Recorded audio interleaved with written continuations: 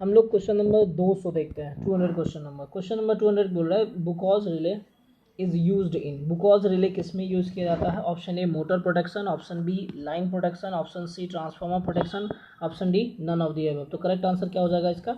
Option A, sorry option C, transformer protection के लिए क्या करते हैं? Buchholz relay. इसमें एक और सवाल पूछा जाएगा कि बुकॉज रिले इंटरनल फॉल्ट से प्रोटेक्शन प्रोवाइड करता है कि एक्सटर्नल फॉल्ट से। तो आपको ध्यान रखना है कि बुकॉज रिले हमेशा क्या करता है? इंटरनल फॉल्ट, जो भी होगा इंटरनल फॉल्ट उससे ये प्रोटेक्ट करेगा। नेक्स्ट क्वेश्चन नंबर देखिए, which of the following following parts of a transformer is likely to suffer maximum damage due to excessive temperature rise. अगर अधिक टेम्परेचर राइज होता है ट्रांसफार्मर में तो इसमें कौन सा पार्ट जो है वो अधिक डैमेज होगा, मतलब डैमेज होगा ऐसा समझ लीजिए।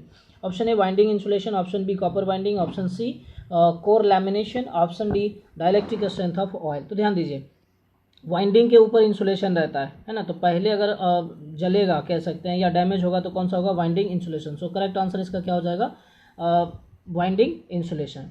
नेक्स्ट क्वेश्चन देखिए, है ना, नेक्स्ट क्वेश्चन देखिए 202। In a transformer on no load, transformer के केस में on no load the input voltage is. देखिए आपको ध्यान होगा इनपुट वोल्टेज करेक्टरिस्टिक्स अगर याद है आपको तो आप देख सकते हैं इसमें ये हमारा क्या हो जाता था? IM, और ये क्या होता था? V। इनपुट वोल्टेज यही रहता था, लेकिन अगर इधर आप आते थे तो इधर होता था E2 और E1, लेकिन हमें E2 और E1 होता था, है ना, इंड्यूस्ड EMF जो होता था सेकेंडरी और प्राइमरी का वो होता था। लेकिन हमें ये ध्यान रखना है कि सिर्फ और सिर्फ नो लोड की बात कर रहा है, तो नो लोड में सिर्फ इनपुट वोल्टेज, तो ये इनपुट वोल्टेज हो गया और ये मैग्नेटाइजिंग करंट हो गया, है ना। तो मैग्नेटाइजिंग करंट से ये वोल्टेज क्या कर रहा है? लीड कर रहा है कितना से भैया? 90 डिग्री से। तो सवाल इसमें देखिएगा, ऑप्शन पढ़िए इसको। ऑप्शन ए है is always at 60 degree to the magnetising current. तो 60 डिग्री तो होगा नहीं, जब भी होगा 90 degree. Is in phase with magnetizing current, नहीं। Leads the magnetising current by 90 degree, D lags the magnetising current by 90 degree. ध्यान दीजिएगा यहाँ पे कंफ्यूजन सी और डी में होना है। तो देखिए ऑप्शन सी जो है leads the magnetising current by 90 degree, यहाँ क्या पूछ रहा है? नो लोड के कंडीशन में इनपुट वोल्टेज क्या करेगा, ना कि इंड्यूस्ड ईएमएफ पूछ रहा है। इनपुट वोल्टेज क्या करेगा? लीड करेगा किस से? मैग्नेटाइजिंग करंट से। ये ध्यान रखिए, ये हो गया हमारा क्या? मैग्नेटाइजिंग करंट, और ये क्या हो गया? Input voltage. तो ये वोल्टेज क्या कर रहा है? करंट से लीड कर रहा है कितना से भैया? तो 90 डिग्री से। तो करेक्ट आंसर क्या हो जाएगा? Option C, leads the magnetising current by 90 degree. Next question देखिए 203 number. The value of useful flux list depends upon.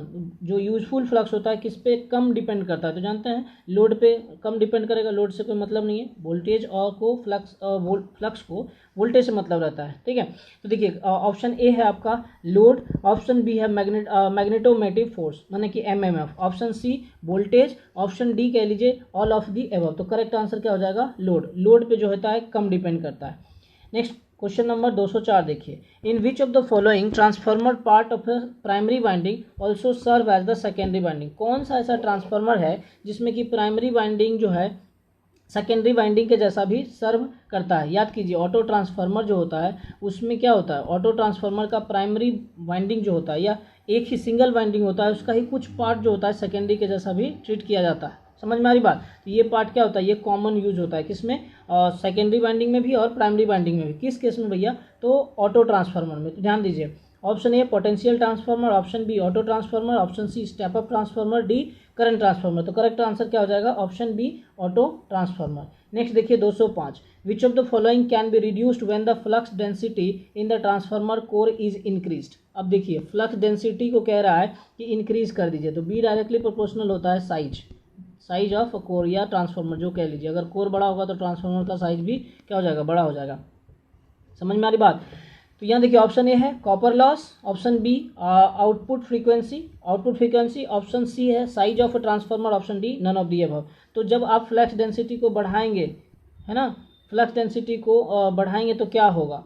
तो साइज ऑफ द ट्रांसफार्मर क्या होगा? घटेगा, है ना। ये ध्यान दीजिए, रिड्यूस करेगा क्या? Size of the transformer. Correct answer क्या हो जाएगा? Option C size of the transformer. Next question देखिए, burden of a current transformer is usually expressed in. Current transformer जो होता है उसका बर्डन जो होता है किस में एक्सप्रेस किया जाता है, या कह लीजिए उसका रेटिंग एक तरह से कह लीजिए किस में होता है? Option A ampere, B volt, option C volt amperes, option D kilowatt. तो करेक्ट आंसर इसका क्या हो जाएगा? Option C volt ampere. ठीक है, option C volt ampere. Next देखिए, transformer ratings are usually expressed in term of, जो transformer का रेटिंग होता है उसको किस चीज़ में एक्सप्रेस्ड किया जाता है? KVA, option B kilowatt, option C kilowatt hour, option D KVAR, है ना, KVAR। तो देखिए करेक्ट आंसर क्या हो जाएगा? ऑप्शन ए KVA होता है, ठीक है। ट्रांसफार्मर को KVA में मतलब एक्सप्रेस किया जाता है, इसलिए किया जाता है ना क्योंकि इसका लॉसेज होता है करंट इसी पे डिपेंड करता है, लॉसेज जो होता है वोल्टेज और करंट पे डिपेंड करता है, इस वजह से हम KVA लेते हैं। किलोवाट किसका हो जाएगा? पावर का। किलोवाट आवर बोल रहा है तो किसका? एनर्जी का। और KVAR जो होता है वो होता है रिएक्टिव पावर का। इसका होता है रिएक्टिव पावर का, ध्यान रखिएगा, ये KVAR भी पूछा जाता है रिएक्टिव पावर के लिए कि रिएक्टिव पावर का क्या रहेगा यूनिट, तो ये हो जाता है KVAR, किलोवाट पावर और किलोवाट आवर एनर्जी। 207 हो गया। चलिए नेक्स्ट क्वेश्चन ध्यान दीजिए, 208 नंबर। 208 कह रहा है कि a tap changer is used on a transformer, a tap changer is used on a transformer 4। देखिए टैप चेंजर जो होता है ट्रांसफार्मर में, ध्यान रखिएगा इसमें 2 सवाल होता है, काफ़ी कंफ्यूजिंग होता है थोड़ा सा। तो टैप चेंजर जो होता है ना ट्रांसफार्मर में हमेशा HV साइड रहता है, हमेशा किधर रहता है? HV साइड में। लेकिन अगर वोल्टेज वेरिएशन की बात करेगा ना तो वो सेकेंडरी साइड में करेगा। समझ में आ रही बात? सेकेंडरी साइड में वो क्या करता है? वोल्टेज को वैरी करता है। टैप चेंजर जो है वोल्टेज को बढ़ा सकता है या घटा सकता है, किधर? सेकेंडरी साइड में कह लीजिए, है ना। और हमेशा जो है प्राइमरी साइड में टैप चेंजर लगा हुआ रहता है। तो ध्यान दीजिए, तो यहाँ पे जो ऑप्शन है आपका, ऑप्शन पढ़िए, ऑप्शन ए जो है कह रहा है कि adjustment in secondary voltage, option B adjustment in primary voltage, option C adjustment in both primary and secondary voltage, option D है नन ऑफ दी अबव। देखिए तो क्या बोला था मैंने? सेकेंडरी वोल्टेज को एडजस्ट करने के लिए यूज किया जाता है टैप चेंजर, लेकिन अगर कंस्ट्रक्शन वाइज बात करेंगे तो किधर प्रोवाइड किया जाता है वो? HV साइड में या प्राइमरी साइड में कह लीजिए, है ना। तो ऑप्शन ए जो होगा क्या हो जाएगा? इसका करेक्ट आंसर हो जाएगा। नेक्स्ट क्वेश्चन देखिए 209, which of the following will improve the mutual coupling between the primary and secondary circuit? अरे कपलिंग मतलब क्या? मैग्नेटिक फ्लक्स जो होता है वो अच्छा से लिंक कर जाएगा, प्राइमरी से सेकेंडरी में अच्छे से लिंक कर जाएगा, अधिक लिंक करेगा। कब? जब उसका मतलब रिलक्टेंस जो होगा कोर का वो कम होगा तब, ठीक है। हाई रिलक्टेंस होगा तो उसको क्या करेगा? अपोज करेगा। अगर रिलक्टेंस को अगर इलेक्ट्रिकल टर्म में आप कंपेयर करते हैं तो रेसिस्टेंस हो जाता है क्या? करंट को, करंट के फ्लो को अपोज करता है। सिमिलरली मैग्नेटिक सर्किट में बात करेंगे, जो रिलक्टेंस होता है वो फ्लक्स के फ्लो को अपोज करता है, फ्लक्स सेटअप करने में अवरोध पैदा करता है, ठीक है। तो ऑप्शन ए देखिए, high reluctance magnetic core, option B transformer oil of a high breakdown voltage, option C low reluctance magnetic core, option C winding material of a high resistivity. तो करेक्ट आंसर क्या हो जाएगा आपका? लो resistance magnetic core, है ना, low resistance magnetic core. Next question देखिए 210, leakage flux of a transformer में be minimized by. तो ये होता है जो वाइंडिंग होता है ना, इंटरलीव्ड वाइंडिंग प्राइमरी और सेकेंडरी का, उसको सेक्शनलाइजिंग कर दीजिए तो लीकेज फ्लक्स क्या होता है? यूज जो होता है वो घट जाता है। तो ध्यान दीजिए इसका करेक्ट आंसर है avoiding overloads, keeping magnetizing current to the minimum, option C है reducing the reluctance of an iron core to the minimum, option C sectionalizing and interleaving the primary and secondary winding, option D minimizing the number of a turn both on primary and secondary winding। देखिए इसका correct answer क्या हो जाएगा? Option D sectionalizing and interleaving the primary and secondary winding। चलिए next question number 211 को देखते हैं। 211 में कह रहा है magnetising current for sinusoidal applied voltage will be. देखिए ये साइनोसॉइडल हो भी सकता है और नन नहीं भी हो सकता है, डिपेंड करेगा सैचुरेशन पे, है ना, कि सैचुरेशन पे डिपेंड करता है कि ये साइनोसॉइडल होगा कि नहीं होगा। तो दोनों कह सकते हैं, साइनोसॉइडल होगा भी और नहीं भी होगा, डिपेंडिंग अपॉन सैचुरेशन। देखिए ऑप्शन है आपका ऑलवेज साइनोसॉइडल, हमेशा साइनोसॉइडल होगा, option B always non sinusoidal, option C sinusoidal और non sinusoidal depending upon the saturation point, option D none of the above. देखो ऑप्शन सी जो होगा इसका करेक्ट आंसर हो जाएगा साइनोसॉइडल और non sinusoidal depending upon the saturation point. Next देखिए 212, ये step up transformer increases. Step up transformer जो होता है किसको इंक्रीज करता है? आप देखो स्टेप अप ट्रांसफार्मर वोल्टेज को क्या करेगा? बढ़ा देगा, लो वोल्टेज को हाई वोल्टेज में करेगा। Option A power, option B current, option C voltage, option D frequency. देखो फ्रीक्वेंसी तो हमेशा क्या कहते हो? कांस्टेंट रहता है, फ्रीक्वेंसी में तो कुछ भी चेंजेस नहीं होगा, तो फ्रीक्वेंसी क्या रहेगा? हमेशा कांस्टेंट रहेगा, इसको कांस्टेंट। करंट सेकेंडरी, अगर स्टेप डाउन ट्रांसफार्मर रहेगा तब सेकेंडरी का करंट ज़्यादा होगा, है ना, लेकिन अगर स्टेप अप ट्रांसफार्मर तो सेकेंडरी का करंट क्या रहेगा? कम रहेगा। तो करंट को क्या कर रहा है? ये घटा रहा है। वोल्टेज की बात करें तो ये सही है, करेक्ट आंसर क्या हो जाएगा? Option C voltage. तो वोल्टेज को क्या करता है? ये बढ़ाता है। नेक्स्ट क्वेश्चन 213 नंबर देखिए, transformer cores are build up from lamination rather than from solid metal so that, पूछा जा रहा है कि ट्रांसफार्मर का कोर जो होता है एक सॉलिड मेटल के जगह पे हम लोग लैमिनेशन के फॉर्म में क्यों बनाते हैं।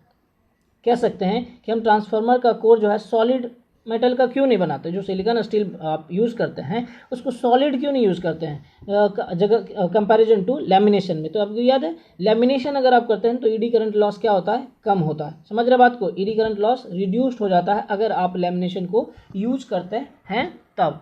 क्लियर है आपको, आप पढ़े होंगे इसमें बहुत सारा आता है आपका वोल्टेज से रिलेटेड रहता है, फ्रीक्वेंसी से related, constant voltage constant frequency relation रहता है, तो ये सब तो आप पढ़े होंगे।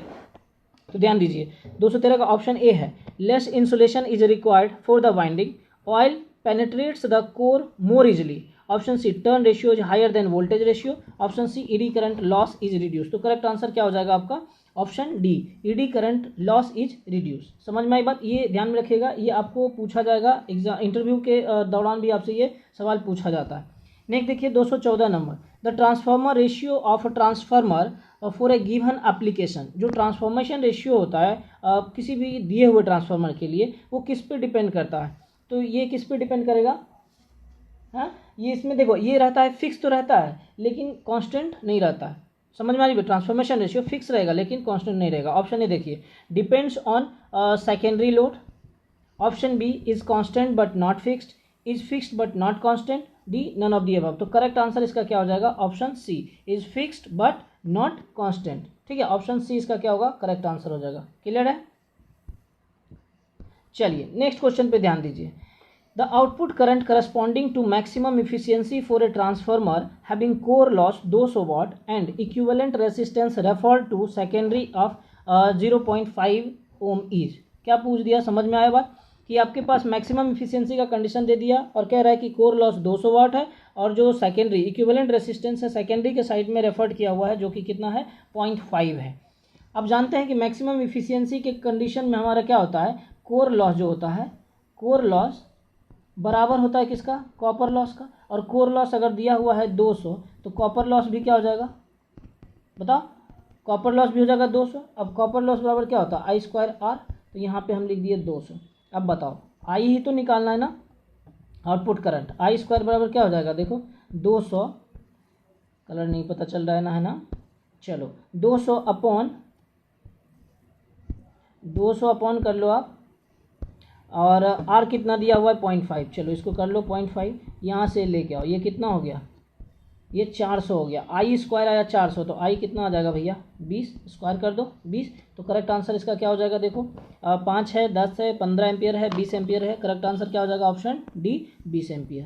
क्लियर, चलिए नेक्स्ट क्वेश्चन देखिए। Rating of a transformer is given in KVA instead of a kilowatt because. क्यों दिया जाता है, मैंने बोला था टोटल ट्रांसफार्मर जो लॉस है वो डिपेंड करता है वोल्टेज पे। लॉस माने क्या, वोल्टेज और करंट, बी ए मतलब होता है बी मैंने वोल्टेज और एम्पियर ए मतलब करंट। ठीक है, तो जितना भी लॉसेस होता है वो किस पे डिपेंड करता है, वोल्टेज पे और करंट पे। समझ में आ रही बात, जैसे कि कोर लॉस बात करेंगे तो किस पे डिपेंड करेगा, करंट पे, और जब कॉपर लॉस जो है करंट पे डिपेंड करेगा और कोर लॉस जो है वोल्टेज पे डिपेंड करेगा। तो यहाँ पे हम लोग केवीए लेते हैं इसलिए क्योंकि लॉसेज जो है डिपेंड करता है वोल्टेज और करंट पे।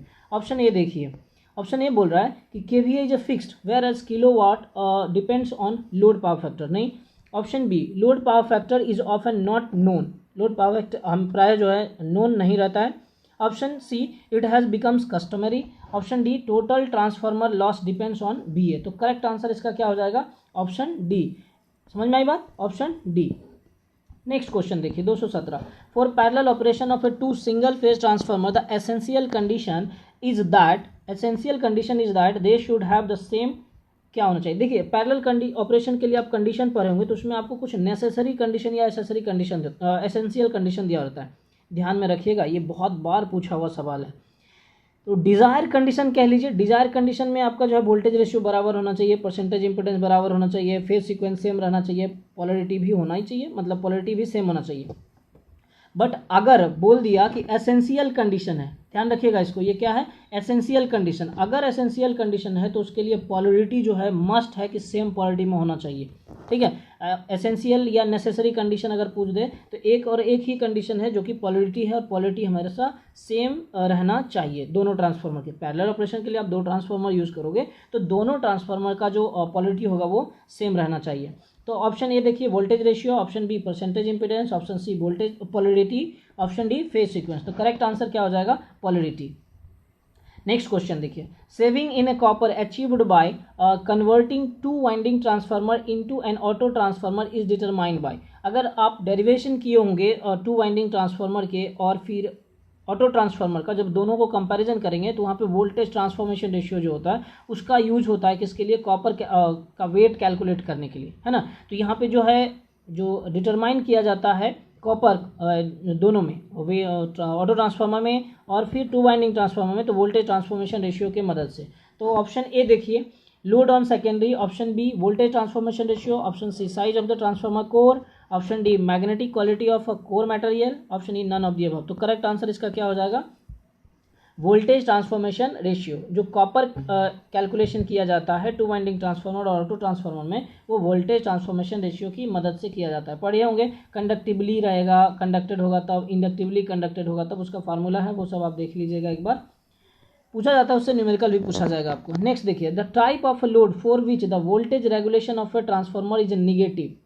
कौन सा ऐसा लोड है जिसके लिए वोल्टेज जो ट्रांसफार्मर का वोल्टेज रेगुलेशन होगा निगेटिव होगा, माने कि कह दिया कि अच्छा होगा। आप जानते हैं अगर कैपेसिटिव लोड लगाते हो तो क्या होगा, वोल्टेज रेगुलेशन निगेटिव रहता है ना। जनरली अगर वोल्टेज रेगुलेशन आप पढ़ेंगे ना तो वोल्टेज रेगुलेशन जब कैपेसिटिव यूज करोगे ना तो उसमें मतलब लीडिंग में, कहने का ये मतलब हुआ, तो पॉजिटिव भी होता है, निगेटिव भी होता है और यूनिटी भी होता है। इंडक्टिव हमेशा का हमेशा पॉजिटिव होगा, इंडक्टिव हमेशा पॉजिटिव, रेसिस्टिव हमेशा 1, लेकिन कैपेसिटिव क्या होता है, तीनों होता है। हालांकि निगेटिव तो इंडक्टिव और क्या रेसिस्टिव नहीं होता है, इसलिए करेक्ट आंसर जो हो जाएगा क्या हो जाएगा, कैपेसिटिव होगा। ध्यान रखिएगा, अगर आप वोल्टेज रेगुलेशन का ग्राफ बनाए होंगे तो वोल्टेज रेगुलेशन का ग्राफ जो होता है उसमें आप देखिएगा कि जो कैपेसिटिव लोड होगा, अर्थात कह सकते हैं कि लीडिंग लोड होगा, वो जो है पॉजिटिव में भी रहेगा, निगेटिव में भी रहेगा और यूनिटी में भी रहेगा। लेकिन इंडक्टिव हमेशा पॉजिटिव रहेगा, रेसिस्टिव हमेशा जो है यूनिटी रहेगा। तो यहाँ पे निगेटिव पूछ रहा है आपको, तो करेक्ट आंसर क्या हो जाएगा, ऑप्शन ए, है ना।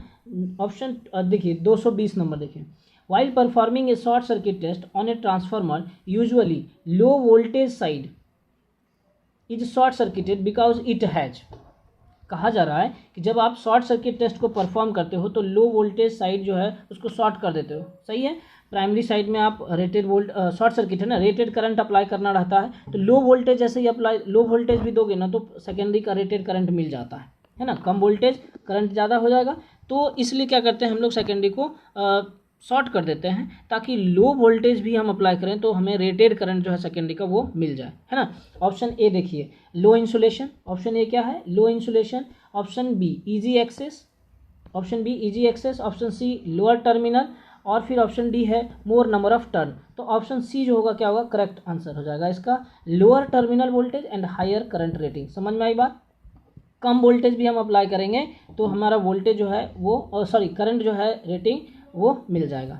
ऑप्शन देखिए 221 नंबर देखिए, 221 नंबर कह रहा है the secondary winding of a current transformer whose primary is carrying current should be. Secondary winding जो है करंट ट्रांसफार्मर का, जिसका primary is carrying current, primary का जो करंट होगा क्या होगा, इस तरह से कुछ है। देखिए इसका है not be an open circuited, not be an short circuited, either of the above, option D none of the above. समझिए क्वेश्चन बोल रहा है यहाँ की जो करंट ट्रांसफार्मर होता है उसका सेकेंडरी क्या होता है, यही सवाल पूछा जा रहा है। तो देखिए सेकेंडरी हमेशा रहेगा शॉर्ट सर्किटेड, ठीक है, हमेशा क्या रहेगा, शॉर्ट सर्किटेड। समझ में आ रही बात। तो अब देखिए यहाँ पे ऑप्शन ए है not be an open circuited, B not be short circuited, option C either of the above, option C D none of the above. देखो हमेशा क्या रहेगा, शॉर्ट सर्किटेड, लेकिन यहाँ पे आंसर क्या हो जाएगा, option A not be open circuited. समझ में आई बात, क्या हो जाएगा, नॉट बी ओपन सर्किटेड। क्यों भैया, हमेशा क्या रहना चाहिए, वो शॉर्ट सर्किटेड होना चाहिए, ठीक है, हमेशा क्या रहना चाहिए, शॉर्ट सर्किटेड। अब यहाँ पे नॉट बी शॉर्ट सर्किटेड, भाई शॉर्ट सर्किटेड होना चाहिए, तो करेक्ट आंसर क्या हो जाएगा, ऑप्शन ए।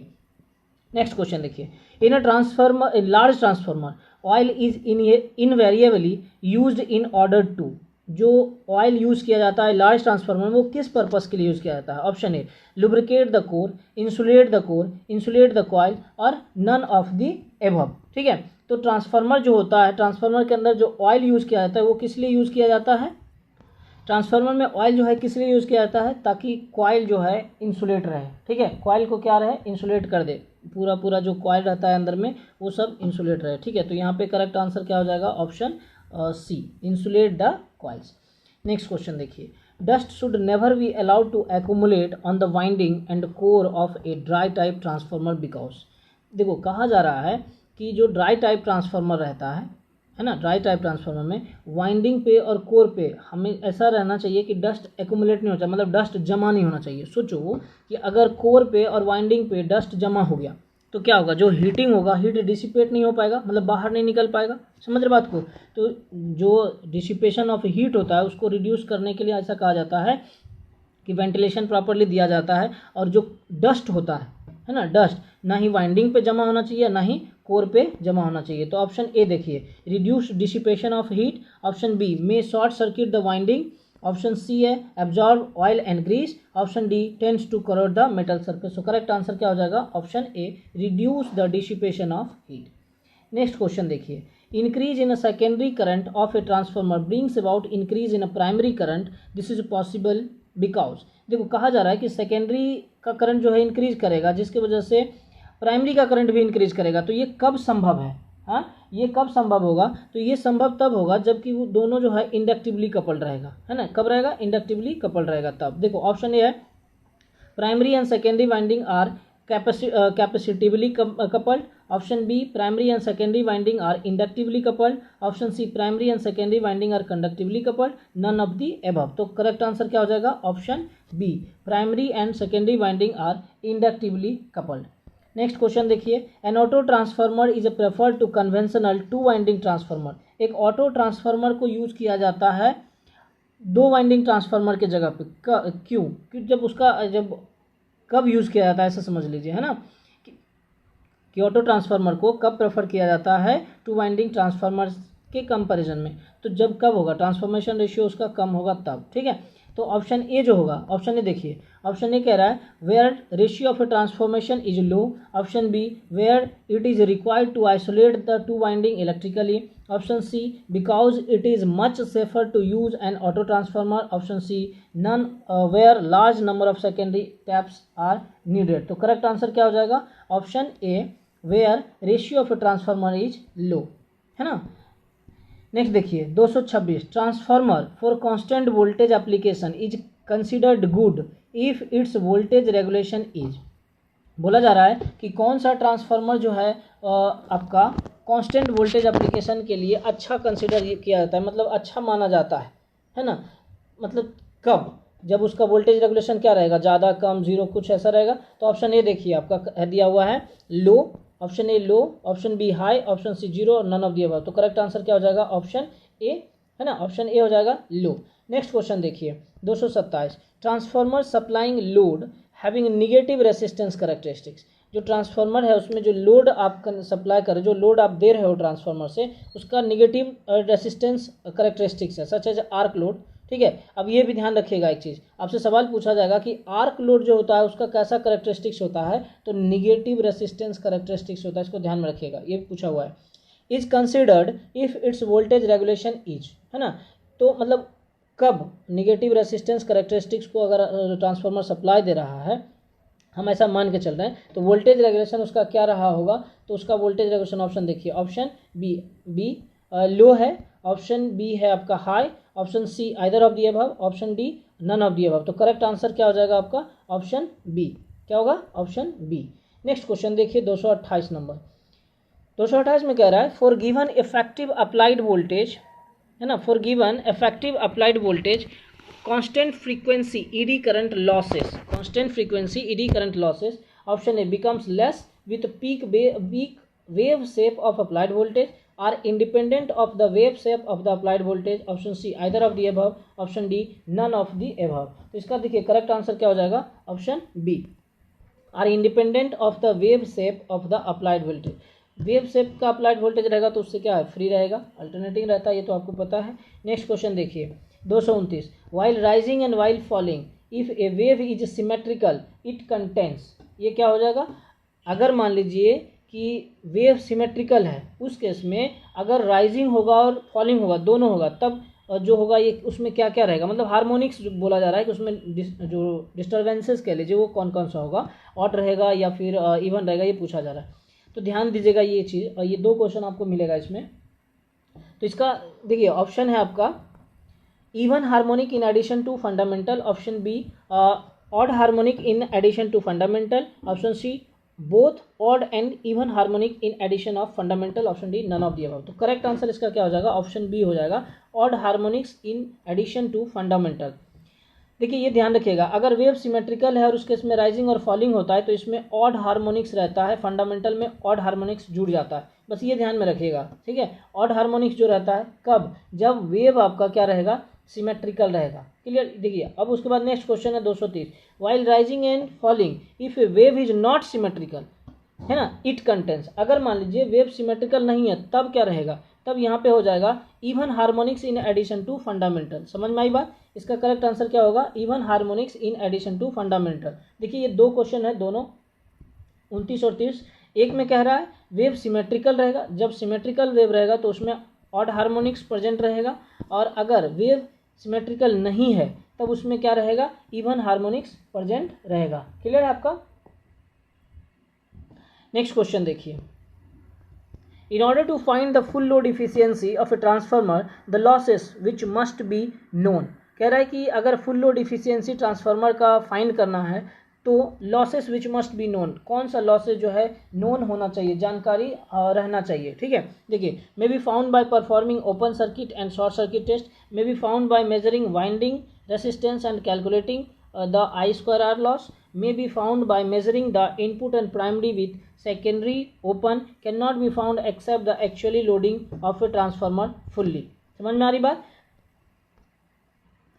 ट्रांसफार्मर में जब फुल लोड एफिशिएंसी को आप निकालते हैं कह लीजिए, हालांकि डायरेक्ट मेजरमेंट इसका नहीं होता है, जब डायरेक्ट मेजरमेंट नहीं होगा तो इसका क्या होगा, कैलकुलेशन। अब देखो इफिशियंसी हमारा क्या होता है, आउटपुट अपॉन में क्या होता है, इनपुट। अब इनपुट बराबर आप क्या लिखते हो, मैंने कैसा लिख देते हो फार्मूला, अगर देखे होगे तो KVA प्लस PI माने कोर लॉस और प्लस कॉपर लॉस। अब हमें क्या होगा, कॉपर लॉस और कोर लॉस दोनों की जानकारी होना आवश्यक है, तब जाके हम क्या करेंगे, एफिशिएंसी को फाइंड कर पाएंगे। अब कॉपर लॉस और कोर लॉस कब निकाल सकते हो, जब ओपन सर्किट टेस्ट रहेगा और शॉर्ट सर्किट टेस्ट रहेगा, तब ओपन सर्किट में कोर लॉस और शॉर्ट सर्किट में कॉपर लॉस। तो इसका करेक्ट आंसर क्या हो जाएगा आपका, option A, may be found by performing open circuit test, clear. Next question देखिए 232 number, which of the following statement concerning parallel, है ना, operation of a transformer is incorrect. बोला जा रहा है कि नीचे कुछ स्टेटमेंट दिया हुआ है, उस स्टेटमेंट में बोल रहा है कि जब आप parallel operation of transformer perform करेंगे तो कौन सा है कि जरूरी नहीं है ना, मतलब कौन सा स्टेटमेंट गलत है। ध्यान दीजिए, पढ़े होंगे तो उसका कंडीशन पढ़े होंगे, पैरेलल ऑपरेशन ऑफ ट्रांसफार्मर में कंडीशन पढ़े होंगे कि उसका फ्रीक्वेंसी बराबर होना चाहिए, उसमें जो इम्पिडेंस होना चाहिए बराबर, KVA रेटिंग का कोई ज़रूरी नहीं है कि बराबर हो नहीं हो, पोलरिटी बराबर होना चाहिए, ये सब कंडीशन दिया हुआ, तो आप पढ़े होंगे इसको। तो ऑप्शन ए देखिए, transformer must be operated at same frequency, बिल्कुल सही है, ट्रांसफार्मर जो है हमेशा सेम फ्रीक्वेंसी पे ऑपरेट करना चाहिए। नेक्स्ट क्वेश्चन देखिए, सॉरी नेक्स्ट ऑप्शन देखिए, transformer must have same transformation ratio, बिल्कुल ट्रांसफॉर्मेशन रेशियो सेम होना चाहिए। देखिए ये डिजायर्ड कंडीशन है, नेसेसरी कंडीशन नहीं है। Transformer must have equal KVA, कोई ज़रूरी नहीं है कि ट्रांसफार्मर का KVA रेटिंग जो है बराबर हो, तो ये ऑप्शन सी जो होगा ये सही है, मतलब स्टेटमेंट ये गलत है, ये इनकरेक्ट स्टेटमेंट है, कोई ज़रूरी नहीं है हमारा, ठीक है। बाकी फिर इक्वल वोल्टेज रेटिंग भी होना चाहिए, है ना। नेक्स्ट देखिए, पढ़े होंगे वोल्ट ट्रांसफार्मर का जो पैरेलल ऑपरेशन, तो उसमें ध्यान दीजिएगा कि कंडीशन दिया हुआ है तो वो समझिएगा। अब देखिए नेक्स्ट क्वेश्चन बोल रहा है 233 number, current transformer for meter and relays usually have 1:2 ratio, 5:1 ratio, option C 5 ampere secondary, option D 15 ampere secondary. तो ये ध्यान में रखिएगा, हमेशा जो होता है 5 एम्पियर सेकेंडरी रहता है करंट ट्रांसफार्मर में, ठीक है। नेक्स्ट क्वेश्चन देखिए, all day efficiency is the ratio of output to the input in. All day efficiency कब निकाला जाता है, जब 24 घंटे की बात करते हैं, जब 24 आवर, क्योंकि ये चीज़ सिर्फ और सिर्फ डिस्ट्रीब्यूशन ट्रांसफार्मर में होता है, ठीक है। तो डिस्ट्रीब्यूशन ट्रांसफार्मर जानते होंगे कि 24 घंटे के लिए रनिंग रहता है ना, रनिंग आवर में रहता है, मतलब हमेशा ऑपरेटिंग कंडीशन रहेगा। तो तो फिर मतलब कभी फॉल्ट अगर हो जाएगा तो वो बंद किया जाता है, लेकिन हमेशा क्या रहता है, ऑपरेटिंग कंडीशन में रहता है वो, ठीक है। तो इसमें जो होगा क्या होगा, 24 आवर किलोवाट आवर रहता है, इस मतलब 24 घंटे के लिए किलोवाट रहता है, उसको हम क्या करते हैं, इफिशियंसी निकालते हैं। तो ध्यान दीजिएगा, option A KVA at a particular instant नहीं, option B kilowatt at particular instant, option C kilo volt ampere R H at particular instant, option D kilowatt hour during 24 hour. तो हमेशा ये ध्यान में रखिएगा, जहाँ कभी आपका ऑल डे एफिशिएंसी आएगा ना, तो 24 घंटे की बात ज़रूर आएगी, या फिर दिन रात में मतलब जो नंबर ऑफ आवर्स है वो ज़रूर आएगा 24 घंटा, ठीक है। वहाँ पे हम कहते हैं उसको all day efficiency. Generally all day efficiency 24 घंटे के लिए ही कैलकुलेट किया जाता है। तो करेक्ट आंसर क्या हो जाएगा, option D kilowatt hour during 24 hours. Next question देखिए, while performing back to back test the amount of power consumed is equal to.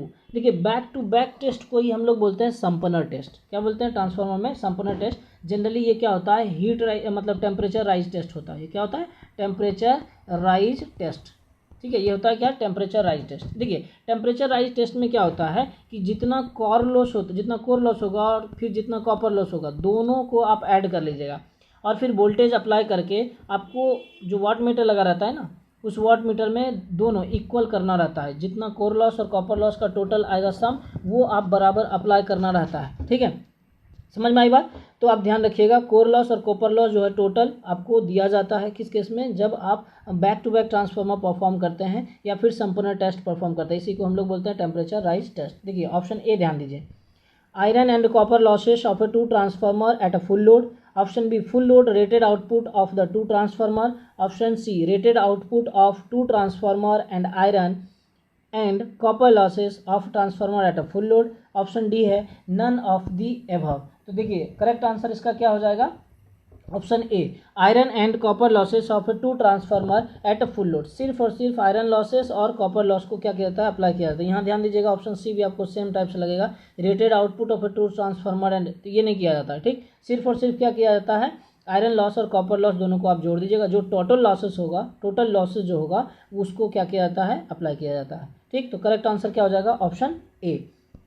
Next question देखिए, the purpose of performing Sumpner test is mainly to find out. बता दिए आपको, संपनर test जो होता है temperature rise के लिए किया जाता है। टेम्परेचर जो राइज होता है ट्रांसफार्मर में, उसको देखा जाता है, उसको मेजर किया जाता है। चूंकि ट्रांसफार्मर जो होता है क्या होता है, 24 घंटे के लिए, मतलब हमेशा ऑपरेटिंग कंडीशन में रहता है। ऐसा सोचो कि संपन्न जो ट्रांसफार्मर होता है उसके अंदर आप क्या करते हो, कंडक्टर यूज़ करते हो, और कंडक्टर जो होता है क्या होता है, निगेटिव टेम्परेचर कोफिशिएंट होता है। माने कि टेम्परेचर अगर बढ़ता है तो रेसिस्टेंस क्या हो जाएगा, घट जाएगा, सॉरी रेसिस्टेंस बढ़ेगा। ध्यान रखना, जो कंडक्टर होता है निगेटिव नहीं, पॉजिटिव टेम्परेचर कोफिशिएंट होता है। कंडक्टर क्या होता है, पॉजिटिव टेम्परेचर कोफिशिएंट होता है। माने रेसिस्टेंस अगर बढ़ेगा तो टेम्परेचर बढ़ेगा तो रेसिस्टेंस भी क्या होगा, बढ़ेगा, और रेसिस्टेंस बढ़ेगा तो करंट लॉस भी हमारा क्या हो जाएगा, बढ़ जाएगा।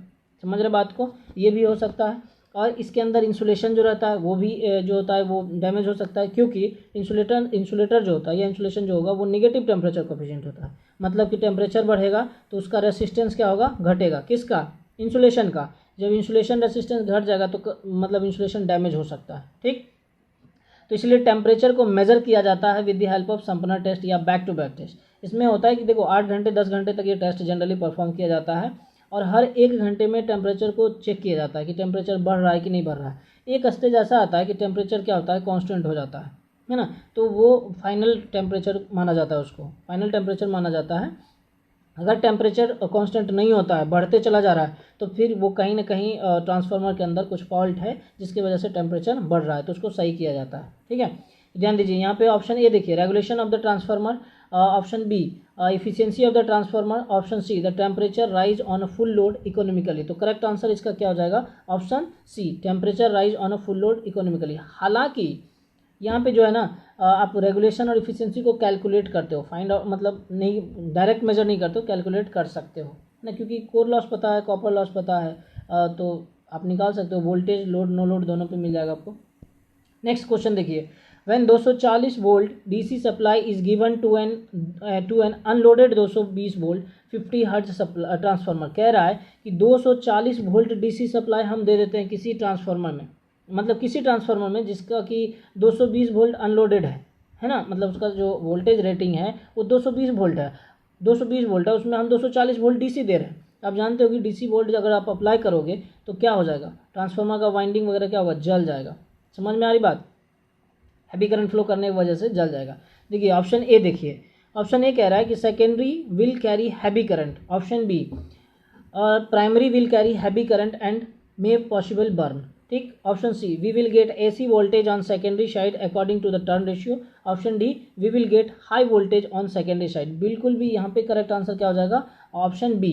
प्राइमरी जो होगा अधिक करंट ड्रॉ करेगा, कैरी करेगा, और ये क्या होगा, मे पॉसिबली बर्न, ये जल भी जाएगा। ठीक। नेक्स्ट क्वेश्चन देखिए 238 number. In a transformer if the magnitude of magnetizing current is more. कोई ट्रांसफार्मर है, उसमें बोला जा रहा है कि उसका मैग्नीट्यूड जो होगा मैग्नेटाइजिंग करंट का अगर अधिक हो जाता है तब क्या होगा, है ना। ऑप्शन ए देखिए, it's power factor will becomes low on leading side. Option B, it's power factor will becomes low on lagging side. It has no effect on the power factor of the transformer. D, none of the above. तो correct answer क्या हो जाएगा, option B. इसका correct answer क्या होगा, B. It's power factor will becomes low on lagging side. Clear है यहाँ तक। इसमें कह रहा है कि इन मेजरिंग वोल्टेज और current by means of instrument transformer. अगर इंस्ट्रूमेंट ट्रांसफार्मर के सहारे आप वोल्टेज और करंट मेजर करते हैं और करंट मेजर करेंगे तो क्या होगा। Only ratio error need to be considered. Option B, both ratio as well as phase angle error need to be considered. Option C, either of the above. Option D, none of the above. देखो इसका correct answer क्या हो जाएगा, option A, both only ratio error need to be considered. Clear है यहाँ तक। चलो next question देखो 240। In which of the following the highest rating transformer is likely to be find application. Generating station स्पष्ट है, ठीक है। Option A transmission, option B substation, option C generator, option C distribution. हालांकि देखो यहाँ पे generator नहीं है, जनरेटिंग स्टेशन होगा, तो यहाँ करेक्ट आंसर क्या हो जाएगा, ऑप्शन सी जनरेटर। ठीक है। नेक्स्ट क्वेश्चन देखिए, in a transformer maximum voltage regulation occurs when the power factor of the load is. कह रहा है कि कोई भी ट्रांसफार्मर है उसमें वोल्टेज रेगुलेशन मैक्सिमम होगा, है ना। वोल्टेज रेगुलेशन मैक्सिमम होगा कब, जब उसका पावर फैक्टर, जो लोड का पावर फैक्टर होगा वो क्या रहेगा, तब उसका जो मतलब पावर मैक्सिमम वोल्टेज रेगुलेशन होगा। समझ में आई बात, कि पूछा जा रहा है कि वोल्टेज रेगुलेशन ट्रांसफार्मर का मैक्सिमम कब होगा, जब उसका मतलब लोड का पावर फैक्टर क्या रहेगा, है ना। तो ऑप्शन ए देखिए 0.4, option B lagging, option D leading, option C leading, option D unity. देखो इसका करेक्ट आंसर क्या हो जाएगा, लैगिंग। लैगिंग में जब भी रहेगा ना, लोड अगर लैग में है तो पावर फैक्टर हाई है। हाई माने कि अच्छा पावर, मतलब अच्छा रेगुलेशन नहीं होगा, ठीक है ना। नेक्स्ट देखिए, in a transformer minimum voltage regulation occurs when the power factor of the load is. Power factor का जो लोड का पावर फैक्टर वो क्या रहेगा, तब हमारा रेगुलेशन जो है मिनिमम होगा। मिनिमम वोल्टेज रेगुलेशन माने कि अच्छा वोल्टेज रेगुलेशन, और अच्छा वोल्टेज रेगुलेशन हमें किस में मिलता है, कैपेसिटिव लोड में। कैपेसिटिव लोड कैसा रहता है, लीडिंग लोड। तो करेक्ट आंसर क्या हो जाएगा, ऑप्शन ए लीडिंग जो होगा इसका क्या होगा, करेक्ट आंसर। नेक्स्ट क्वेश्चन देखिए, when a delta connected primary of a 3 phase transformer is connected to 3 phase supply. कह रहा है कि कोई डेल्टा कनेक्टेड प्राइमरी जो है 3 फेज ट्रांसफार्मर में कनेक्ट किया जाता है कोई 3 फेज सप्लाई में, ठीक है। या फिर आप ऐसे समझ लीजिए कि जब 3 phase supply delta connected primary में हम दिया जाता है तो क्या होता है, magnetising current in a phase winding will carry third harmonics but line current will be free from it. Option B है, magnetising current in a phase winding will contain third harmonic and line current will also contain third harmonics. Option C, the magnetising current in phase winding will not contain third harmonic. तो इसका देखो correct answer क्या हो जाएगा आपका 243 का ए, ठीक है। 243 का क्या हो जाएगा, A. Magnetising current in phase winding will carry third harmonics. जो मैग्नेटाइजिंग करंट रहेगा फेज वाइंडिंग में वो थर्ड हार्मोनिक्स कैरी करेगा, बट लाइन करंट क्या होगा, वो फ्री रहेगा इससे, है ना। लाइन करंट जो होगा उसमें कोई हार्मोनिक्स नहीं रहेगा। नेक्स्ट क्वेश्चन देखिए, नेक्स्ट क्वेश्चन है आपका 244। Scott connection are use to convert. ये बहुत बार पूछा हुआ सवाल है, इसको आप ध्यान रखिएगा, ठीक है। स्कॉट कनेक्शन जो होता है क्यों यूज़ किया जाता है, तो स्कॉट कनेक्शन का यूज़ किया जाता है 3 फेज से 2 फेज करने में, है ना, एंड वाइस वर्सा, दोनों कह लीजिए। तो ऑप्शन ए देखिए 3 phase supply to DC supply. Option B कह रहा है कि 3 phase supply to 3 phase supply. Option C 3 phase supply to 2 phase supply. 3 phase supply to single phase supply, है ना। तो 244 का करेक्ट आंसर क्या हो जाएगा आपका, C, 3 phase supply to 2 phase supply, है ना। 3 phase supply to 2 phase supply या 2 फेज सप्लाई टू 3 फेज, दोनों हो सकता है ना, इसमें स्कॉट कनेक्शन में। क्लियर। नेक्स्ट ये कंफ्यूज हो के तुम डी मत मार देना कि 3 phase supply to single phase, नहीं, बिल्कुल भी नहीं। यहाँ पे करेक्ट आंसर क्या हो जाएगा, 3 phase supply to 2 phase supply, option C correct होगा। Next 245, function of an instrument transformer is to, instrument transformer का फंक्शन क्या होता है। Option A, act an as isolating device to protect equipment and operation personnel from high voltage, act as a ratio device to enable the use of a standardized low range instrument, discharge both of the above function। Option D बोल रहा है discharge none of the above function. तो देखो इसका correct answer हो जाएगा D, discharge none of the above function, दोनों में से किसी को ये डिस्चार्ज नहीं करता। 246, ये ध्यान रखिएगा, 246 47 दोनों इंपॉर्टेंट है और पूछा हुआ सवाल है। विच of the following 3 phase connection of a transformer create disturbances in communication system, है ना। कम्युनिकेशन सिस्टम में कौन सा 3 फेज कनेक्शन जो है क्या करता है, डिस्टर्बेंस क्रिएट करता है। तो option A star delta, option B delta star, option C star star, option D delta delta. ठीक है, तो ये इसका करेक्ट आंसर क्या हो जाएगा, स्टार स्टार। ये स्टार स्टार जो होता है ना ट्रांसफार्मर में, मतलब 3 फेज कनेक्शन अगर आप स्टार स्टार करोगे तो इसमें क्या होता है कि कम्युनिकेशन सिस्टम में ये डिस्टर्ब करता है, मतलब डिस्टर्बेंस प्रोड्यूस करता है। Option D. नेक्स्ट देखिए 247, करेक्ट आंसर उसका 247 हो जाएगा 246 का, है ना। नेक्स्ट 247 देखिए कि delta delta power transformer, delta delta power transformer is protected by current having, delta delta transformer को हम प्रोटेक्ट करते हैं बाय करंट ट्रांसफार्मर, कौन सा करंट ट्रांसफार्मर, है ना, इसको ध्यान दीजिएगा। डेल्टा डेल्टा हमेशा स्टार स्टार से रहेगा। Option A star star connection, option B delta delta connection, option C star delta connection, option D delta star connection. तो करेक्ट आंसर क्या हो जाएगा, स्टार स्टार कनेक्शन 247 का ए। नेक्स्ट क्वेश्चन देखिए 248, star star power transformer is protected by, है ना, star star power transformer is protected by current transformer having. तो 248 का देखिए दिया हुआ है star star connection, option B delta delta connection, star delta connection, delta star connection. तो ध्यान दीजिएगा ये दोनों में कंफ्यूज मत होइएगा, अगर ये स्टार स्टार है तो आंसर क्या रहेगा, डेल्टा डेल्टा कनेक्शन, है ना।